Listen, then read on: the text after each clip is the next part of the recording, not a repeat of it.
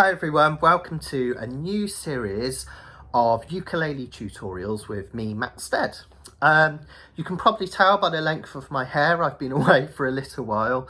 With the COVID crisis and having two young kids at home, and running the uke room business, obviously, I just haven't had time for these videos, but I'm so happy to be back. I've really missed sharing these with you and enjoying your feedback. So hopefully you'll enjoy this, a whole new series of ukulele tutorials.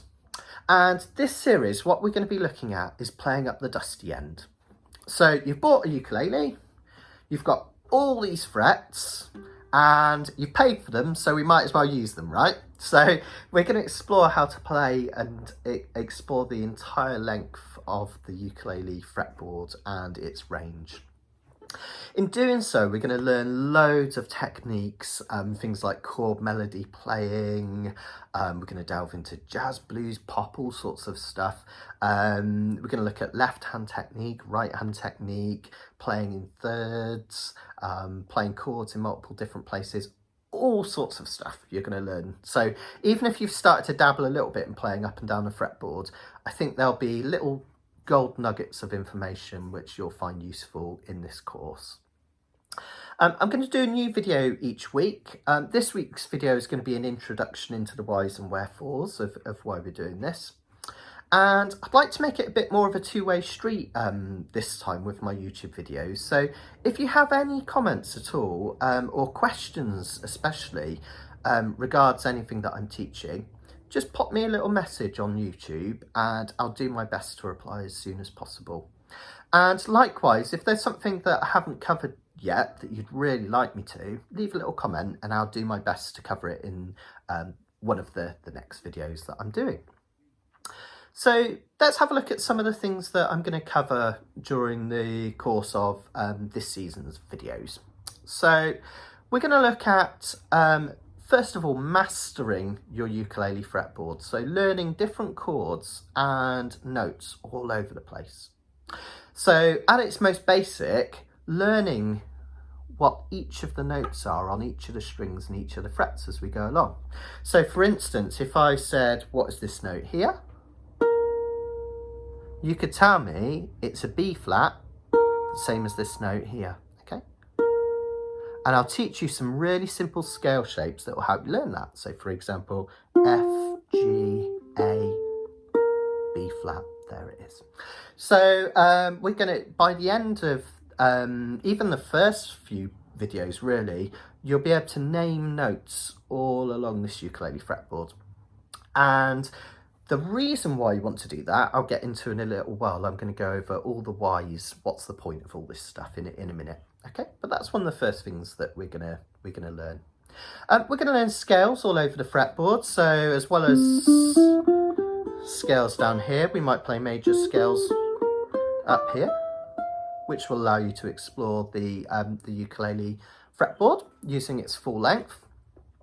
We're going to look at chord positions and how to play certain chords in lots of different places all over the fretboard. So for instance, I can play an E7 here. I could also play an E7 here.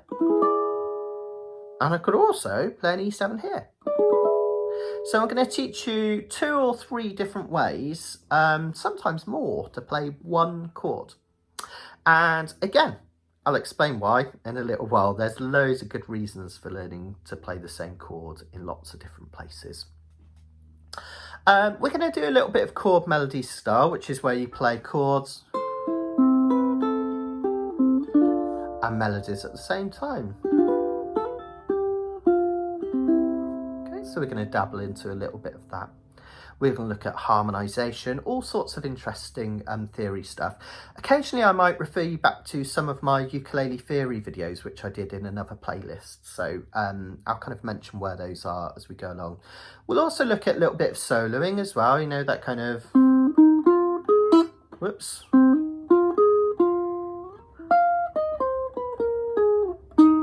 All that sort of stuff, you know, and how to use scales and chord tones to solo all over the neck. So loads and loads of interesting things to learn in this season's videos. So let's deal with the reasons why. What's the point in all this stuff? Why play chords or up and down the fretboard and notes? There's a few reasons why, and I'll kind of explore each one individually. So I guess the first most obvious one that you think of when you think of increasing where you play on the ukulele fretboard is increasing your range, and specifically the range of notes that you play. So if I was to limit myself to the first 3 frets of a ukulele, and I've got a high G here, so I haven't got a low G. Now on a high G uke, with using 3 frets, I can cover a whole octave. That just means I can play through one scale, like the C major scale,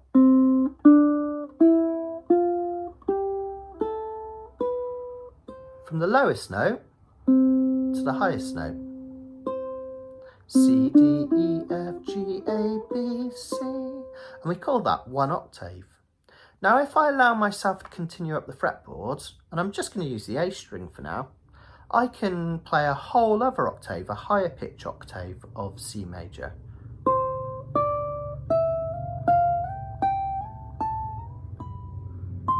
Okay, so if the first octave gave me 7 notes, 8 if we include this one, we can have another 7 or 8 notes to increase the range that we can play right up the fretboard. And that can be really massively important. So a lot of classical composers would use more than 1 octave in terms of just the melody. So that can be really, really important, knowing what the notes are up here to allow you to play them. And we'll explore that in a lot more depth. One of the things that I love about ukulele, and is one of the reasons I started playing a lot more up the dusty end and teaching how to play it, is that it gives you lots of dynamics and tonal possibilities in terms of timbre. So the ukulele gets a bit of a bad rep for being quite a dynamically restricted instrument. You know, like a saxophone, you can play very gently and mellow, and then you can really wail on it and have loads of volume and a real harsh tone. Whereas ukulele is kind of a little bit more restricted. But actually, I think the ukulele has a brilliant dynamic range, and a lot of you that know my kind of playing will know that I'm really into the use of tone, how things can sound really just so beautiful. And because of the short scale, the differences in playing open things down here and close things up here is quite big. It's quite a big difference in terms of the tonal change. So for instance, I could literally just play some really simple blues chords.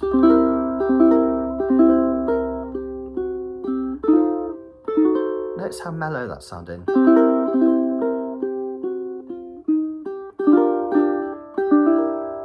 But if I'm going to exaggerate it a little just so you can see, but if I play something similar up the fretboard,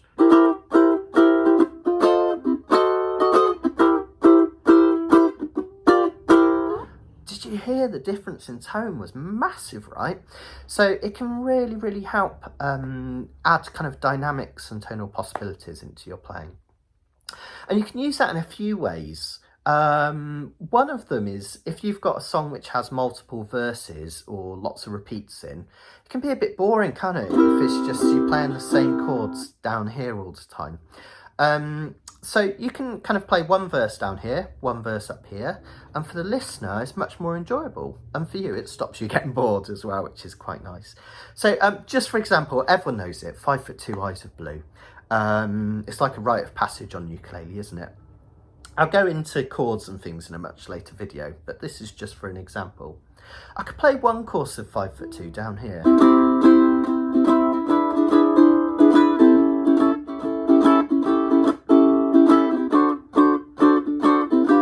And then when I go to the next chorus, I'll go up here.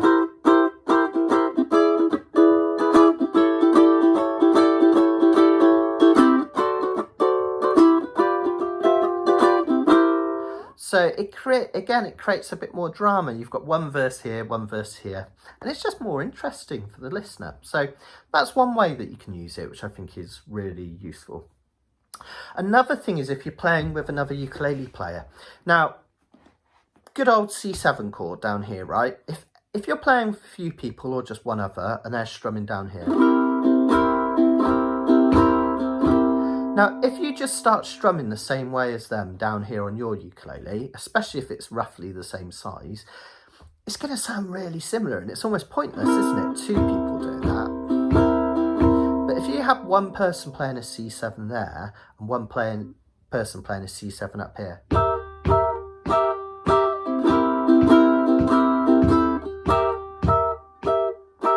you create a texture and a difference. So quite often when I'm playing ukulele, I'll watch what another player is doing.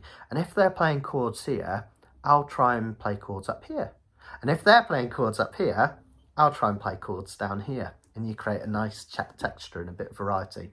And I'll show you how to do that, playing lots of chords in different places. Another place it can be absolutely crucial in playing up the fretboard is chord melody style. So chord melody style is where you play chords and melody at the same time. So sometimes you'll have an arrangement. I'm just going to play three tiny chord parts out of Stellar by Starlight. It goes from this really lovely kind of flat 9 chord down here. It goes up to an E note, and the next chord is an A7, but with a really high F added. I need this melody note here. So it goes from here to here, but as I play that note, the arrangement is asking me to play an A7 at the same time, a chord and that note. Now, if we only know an A7 here, and we have to play this note at the same time, it's physically impossible, isn't it? There's probably a few ukulele players, I don't know, I bet Jake Shimbabukuro could do this. Oh, that's painful for me, I've only got little baby hands. It's really hard, isn't it? It's almost impossible. But if I know that as well as an A7 here, there's also an A7 that I can play here. And I'll go into more detail with these later on, don't worry about learning them for now. Just know this is another version of an A7. Well, this A7 chord is right next to that fret that I needed for that high F. So then I can play an A7 chord with an F at the same time, the high F. So then I can complete that little move. Okay, so when you're playing chord melody, it can be really crucial to know chords in lots of different places to give you options of being able to play those chord melodies. So really, really important. The other thing is, in terms of soloing and melody playing, again, you've got different timbres as well. So notes down here sound a bit different to notes up here. Well, I mean, especially if you're playing actual higher pitched ones. The other thing with soloing, which we'll explore, is if you can learn some scale shapes. If you think of chord shapes that we can take up the fretboard, there are also scale shapes that we can take up the fretboard, and it makes learning to solo really easy. I'll give you one really quick example here to finish off. I could play a C blues scale down here. We'll actually do this in one of the later videos. That one starts with an open C. If I do exactly the same shape, but I start with a D, I can play the blues in D. If you watch my fingers, I'm going to do exactly the same thing, but I'm going to start from an E now, so I can play the blues in E. I could start it from F, and I could play the blues in F. So it allows you to solo in so many different keys by learning some really basic shapes that we can take up and down the fretboard. It's a really nice way of learning to solo quickly, and I'll show you how to do that. If you're a bit more advanced and you want to learn a little bit about chords, tone solo, we're going to touch upon that later on. And I'm also going to show you how you can use this to solo over jazz, where you're going to change what solo you do depending on the chord at that moment as well. So you can do some really advanced things with it, really useful. So Pitch, dynamics, ease of playing, loads of reasons to play up the fretboard. So stick with me over the coming lessons. We're going to do one at a time each week, and I'm going to teach you right from the basics, everything you need to know to play up and down the fretboard. Any questions, as I say, leave them in the comments, and I will see you in the first video. Take care. Bye.